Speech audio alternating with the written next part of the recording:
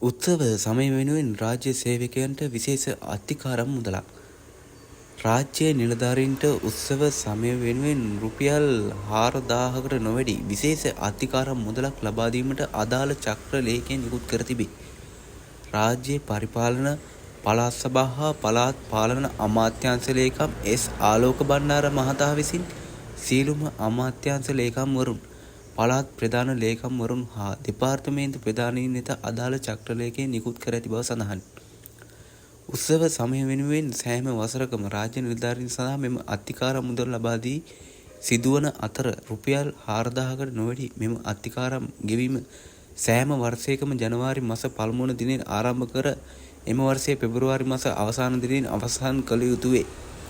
8%ක වාර්ෂික පොලියක් සහිතව සමාන මාසික කොටස් 10කින් මෙම අධිකාරම් මුදල අය කරගත යුතු බව රාජ්‍ය පරිපාලන අමාත්‍යාංශ ලේකම්වරයා නිකුත් කළ චක්‍ර ලේඛනයේ දැක්වේ.